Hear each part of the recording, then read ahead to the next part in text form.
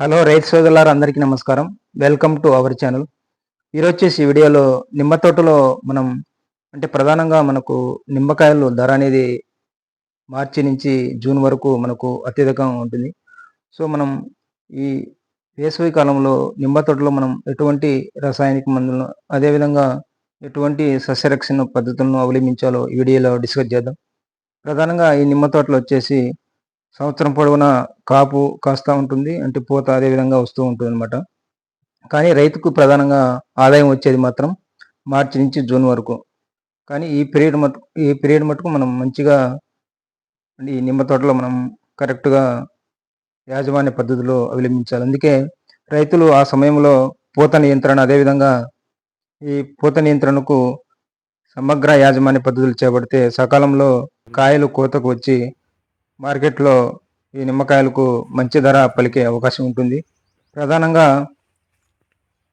మీరు ఈ వీడియోలో ఒకసారి గమనించినట్లయితే అక్కడక్కడ పూత ఉంది, పిందె దశ ఉంది, కొంచెం కాయ వచ్చేసి కొంచెం పెద్దదిగా వస్తుందన్నమాట. ఈ వీడియోలో మీకు చూపించిన విధంగా అక్కడక్కడ పూత కూడా రాలిపోతుంది. అదేవిధంగా ఆకు ముడత అనేది ఈ తెగుల వలన ఆకు అనేది ముడుచుకుపోతుంది. దీని నివారణకు మేము త్రిదేవ్ అనేది ఇది మొత్తం లిక్విడ్ అనమాట. ఈ ద్రావణాన్ని అదేవిధంగా ఆగ్రోమిన్ మ్యాక్స్ ఇది పౌడరు, ఈ రెండింటి మిశ్రమాన్ని పిచికారీ చేయాలి.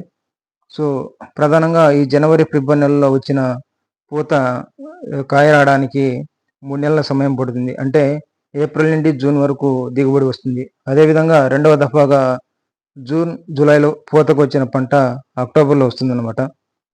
అయితే ప్రస్తుత వాతావరణ పరిస్థితుల్లో మార్పులు చోటు చేసుకొని సంవత్సరం పొడవునా చెట్లపై పూత పిండి అనేది వివిధ దశల్లో గమనిస్తూ ఉంటాం. ఈ నిమ్మ తోటలో నిమ్మ సాగు చేసే రైతులు మొక్కలకు నీటిని ఎప్పుడు పడితే అప్పుడు అందించడం వలన సరైన సమయంలో చెట్లు అనేది పూతకు రావడం లేదు. వేసవి కాలంలో కాయ దిగుబడికి మంచి డిమాండ్ ఉండడం వలన రైతులు ఈ వేసవిలో అధిక దిగుబడిని సాధించడానికి కొన్ని ముఖ్యమైన యాజమాన్య పద్ధతులు చేపట్టాలి.